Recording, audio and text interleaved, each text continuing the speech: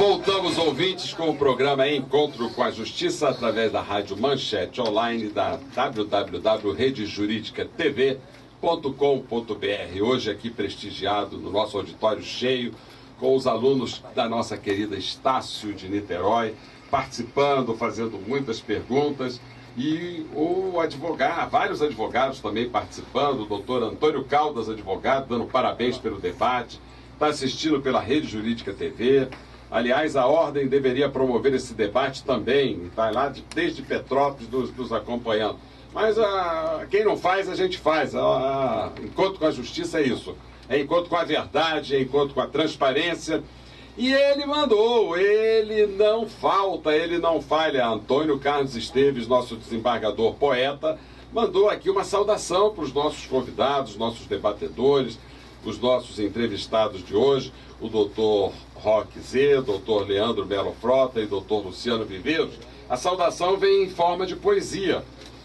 Ele diz assim, não é com a voz dele, aquela voz maravilhosa, mas vamos tentar interpretar. Nem todo cidadão sabe ou percebe o maior poder que tem em sua mão. Raramente alguém concebe, depende de meneios, fintas ou manipulação.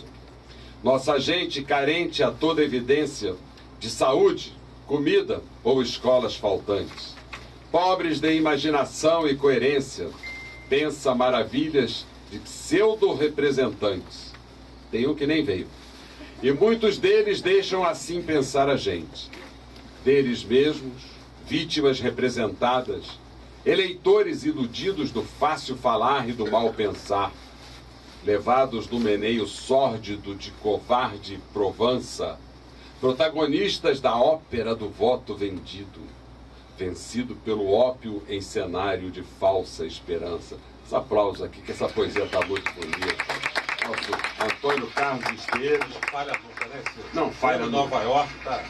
Mandou diretamente de Nova York. Em breve nós estaremos publicando essa Maçã, né? Encontro com a Justiça. Big Apple. Big Apple. E que em breve nós estaremos publicando Encontro com a Justiça em poesia, com as poesias do desembargador Antônio Carlos Esteves. Mas ficou aqui várias perguntas no ar para os nossos candidatos. Eu queria que o doutor desembargador Rogério repetisse, porque essa pergunta é muito instigante. Eu vou repetir a pergunta já apimentada com a intervenção do Damasceno. Se os candidatos são a favor da permanência, da continuação do sistema do quinto constitucional, pelo qual advogados e membros do Ministério Público ou Defensoria ingressam no tribunal sem concurso público. E, se são favoráveis, como se faria essa lista? Ou a OAB indica ou consultaria todos os advogados do Estado? Nós vamos assim embarcar mais um tempo para ficar mais dinâmico, 1 minuto para cada um dos candidatos aqui. O doutor Leandro, então, o primeiro a responder essa pergunta. Excelente pergunta. Antes de mais nada, eu quero dizer para o desembargador Ciro que eu peticionei para a OAB pedindo debate. E a OAB disse que não faria debate entre... Claro, ele não quer, ele não veio, está aí a cadeira vazia. Só um ex-legislador, a OAB no site fez isso na campanha de 2009, 2012. Não sei por que fez agora. Pois é. Ele tem medo de debater. Bem, antes de mais nada, eu sou a favor do quinto constitucional, tá? Eu defendo que o quinto, ele de fato oxigena os tribunais. O problema é o quinto de hoje. Por quê?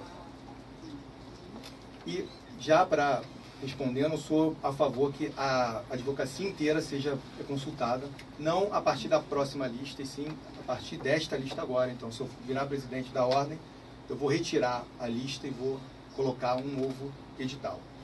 Qual é o grande problema hoje? Hoje, para você ser candidato ao quinto, você tem que ter 10 anos de prática, 10 anos de advocacia e de prática jurídica. Prática essa que é falaciosa, porque basta você informar que você tem 5 petições ano ou que você prestou 10 anos de consultoria. Isso é fácil. Basta eu pedir para qualquer amigo meu que me empreste alguma ação dele para que eu assine e comprove a prática jurídica. Só que a atual candidata, a filha do ministro, que foi muito criticada, ela, infelizmente, ela utilizou... Sim, mas ela utilizou o nosso sistema, que é errado. Hoje, você pode fingir que você tem prática jurídica para ser candidato ao quinto. mas você não precisa provar que você tem prática jurídica para ser conselheiro da ordem, para ser presidente da ordem. Eu tenho prática jurídica, eu advogo. Metade desta lista aí de conselheiros do atual presidente não advoga. Você não encontra eles lá nos tribunais. Então, criticar a filha do ministro, por ser ministro, é fácil. E eu não estou fazendo aqui uma defesa dela, não, porque eu sou extremamente favorável que o quinto seja de fato com pessoas que a sociedade, a advocacia, não importa a filiação ideológica, comprove, olha, aquela pessoa eu vejo no tribunal, nem genética, eu vejo que aquela pessoa advoga, porque tem filhos de embargadores, de juízes que são advogados de fato, tá? Muitos fingem que não, mas outros são advogados de fato. E quem são os advogados de fato, os juízes e desembargadores ou os filhos? Há dúvida. Há controvérsia. Doutor Viveiros, a pergunta é dirigida ao senhor também. Eu sou contra a eleição. Eu tenho uma posição muito firme com relação ao quinto e uma outra mais avançada. Eu acho que o problema também é o voto direto ao Conselho Federal. Para isso, precisa fazer uma campanha eleitoral. Quem tem dinheiro para isso? Um advogado do interior, por mais competente que seja, preenche os requisitos, nunca vai poder ser. Nunca vai poder concorrer com a máquina partidária, pode estar por trás disso, numa eleição para o quinto. Se eu passo para o voto direto, eu vou ter que fazer esse mesmo trabalho que nós estamos fazendo para convencer o eleitorado, que eu tenho a condição de ser desembargador. Então eu vou ter que partir com a campanha eleitoral, e uma campanha tem custo enorme. Quem vai pagar isso? Qual o interesse que está por trás disso? Será que é o interesse de uma igreja? Será que é o interesse de um segmento da sociedade? Isso me preocupa muito. Inclusive para a eleição direta ao Conselho Federal também, que se discute isso. Então essa é um cuidado que eu tenho. Agora, eu sou favorável ao quinto no primeiro grau. Eu tenho isso até na minha proposta. Eu acho que já existe o quinto no primeiro grau, são os juízes leigos.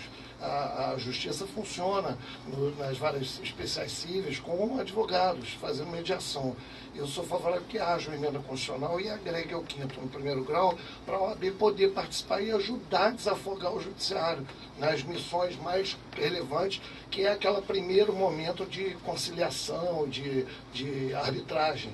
Então, eu sou favorável ao quinto no primeiro grau. Eu defendo isso desde 2009, venho coerentemente defendendo. Agora, me preocupa muito essa eleição para o quinto. Eu discordo, eu acho que deve continuar um processo cuidadoso e cauteloso, cumprindo todos os requisitos, e o Conselho fazer uma sabatina muito forte aos candidatos que se apresentam. Doutor Roque Zé, sua vez de ele vai ser contra, ele vai adotar uma postura anticorporativa. Olha, eu vou fazer uma colocação aqui. Eu acho um absurdo proposta do quinto constitucional para o primeiro grau. Eu acho que aquele aluno, esses 3 alunos que estão aqui na minha frente, ouvindo esses vários alunos, até professores, se quiserem ser juiz, vai pegar os livros e vão estudar. Muito. É isso que o Brasil precisa. Estudar. E nós temos que estudar. A maior fonte de cultura é a leitura, é estudar. Então, no primeiro grau, eu sou visceralmente contrário. Quanto ao segundo grau, eu não sei se a nossa categoria sabe, é um tribunal mais político, lamentavelmente. Agora, a eleição pode até continuar, não deve continuar jamais do jeito que está acontecendo.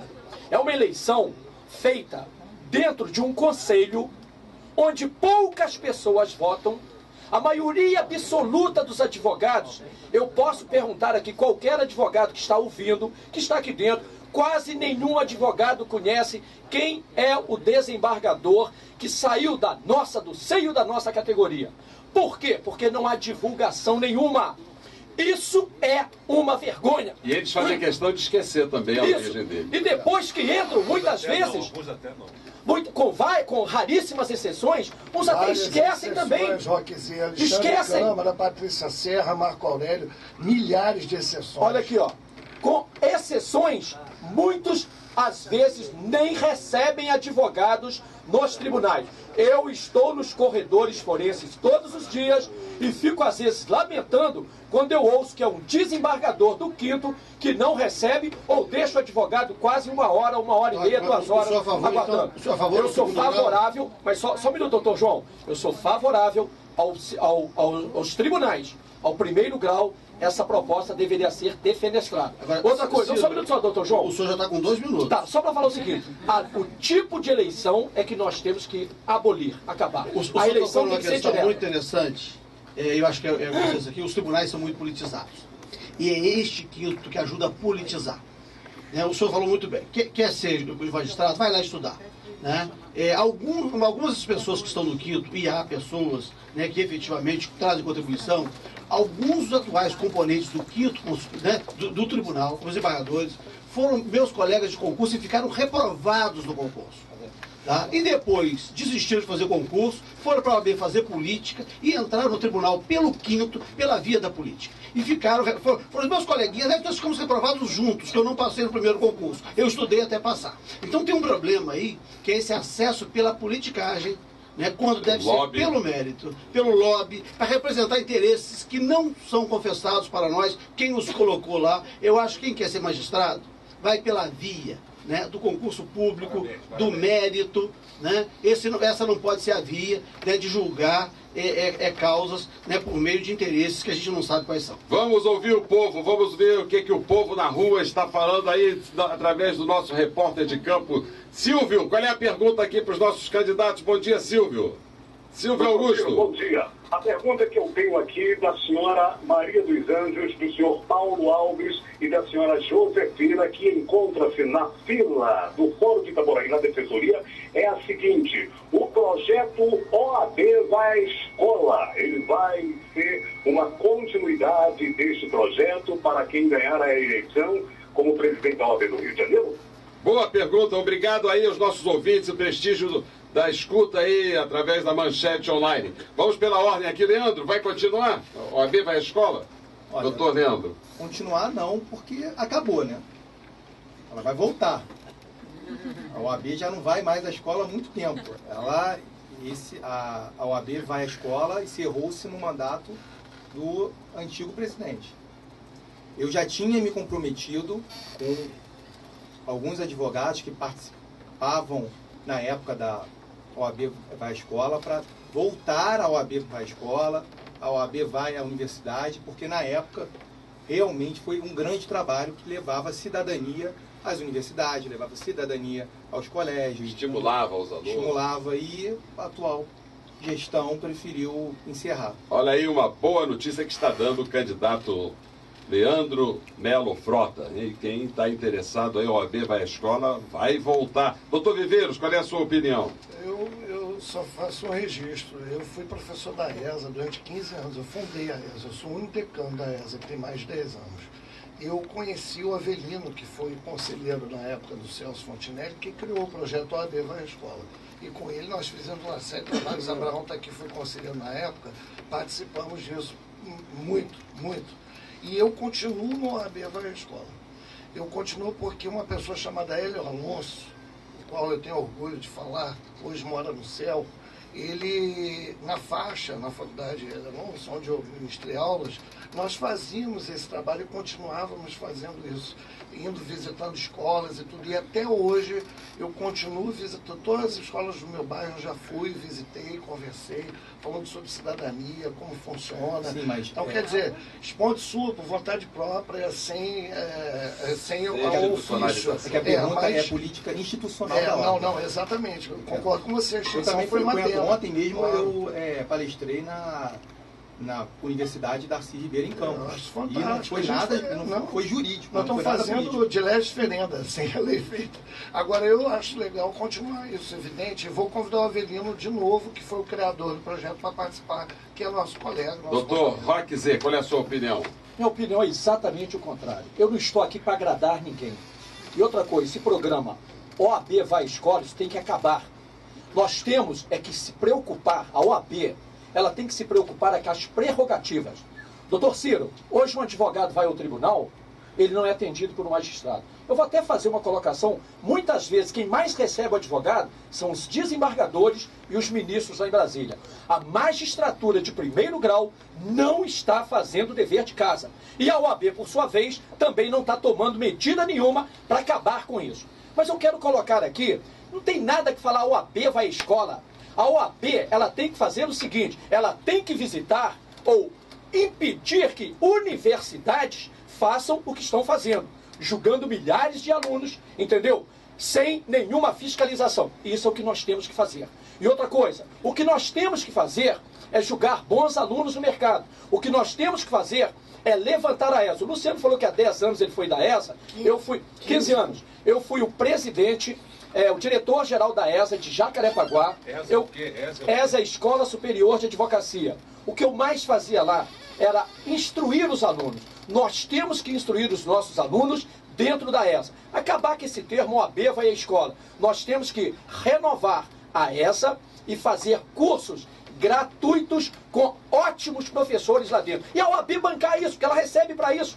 Entendeu? A ESA tem que ir. Agora, ir à escola, eu acho que o termo é muito infeliz e é exatamente o contrário que nós vamos fazer. Nós vamos cuidar dos nossos alunos, vamos cuidar dos nossos estagiários com palestras, conferências e a ESA funcionando plenamente. Até porque, quando eu fui diretor-geral da ESA em Jacarepaguá, nós tivemos 700 alunos e até hoje eu encontro nos corredores forenses centenas de alunos que eu ajudei a formar, depois de formados, é claro, entendeu? A passar no exame de ordem. Porque o exame de ordem também tem que ter uma reflexão nesse exame. E isso a nossa chapa também vai ver. Debate quentíssimo aqui com os 3 candidatos presentes, democraticamente colocando-se aqui para os eleitores, os advogados, no dia 16 de novembro, o doutor Leandro Melo Frota, o doutor Luciano Viveiros e o doutor Roque Z.